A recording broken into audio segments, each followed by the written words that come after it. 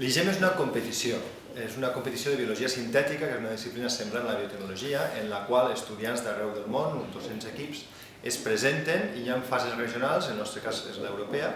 on un terç dels equips passen a la final a Boston i els 2/3 són eliminats. Nosaltres vam passar a Boston i en la competició final, la mundial, diguem, que va tindre lloc en l'MIT a Boston fa una setmana, es van repartir els premis, en principi, els projectes que són més ben avaluats pels jutges en cadascuna de les categories.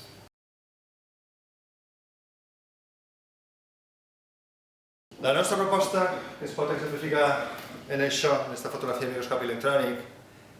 s'anomena Worm Boys, que és un joc de paraules amb cowboys, i el que hem fet ha sigut modificar genèticament bacteris, que s'observen aquí a la foto, per a que cavalquen, per a que físicament estiguen damunt del cuc i siguin transportats pel cuc.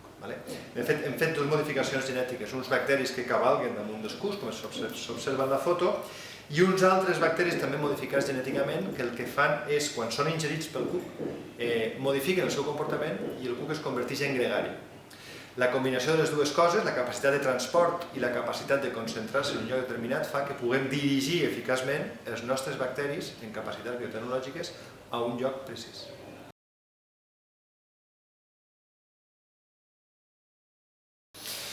Nosaltres estem molt satisfets amb el resultat. Hem tingut un dels premis més importants que hi ha, que és el premi al millor projecte de la nostra àrea. És una mica com el futbol, n'hi ha diferents grups, a nosaltres ens va tocar competir el nostre tema encaixava en New Application, nova aplicació, i el fet que siguem els millors del nostre grup per davant d'universitats com ara Stanford, que també participava en un projecte molt innovador, evidentment és una satisfacció molt gran. És un label, és una etiqueta d'excel·lència envers un projecte com el nostre de la Universitat de València, que ha demostrat estar a l'altura i fins i tot per davant d'universitats emblemàtiques.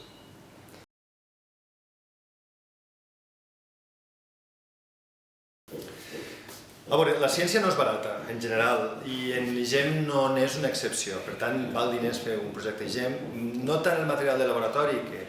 té un preu, evidentment, però sobretot les inscripcions al concurs, els viatges i l'allotjament finalment sumen, perquè és un equip nombrós. Llavors, tenim un pressupost que ha estat suficient per a fer un projecte que ha guanyat, realment, però és veritat que estem lluny dels pressupostos que tenen altres grups de recerca, sobretot alemanys, per exemple, que realment tenen uns pressupostos extraordinaris. Bé, en el nostre cas hem demostrat que s'ha pogut fer coses en un pressupost inferior. Si tinguéssim més diners, potser podríem fer més coses.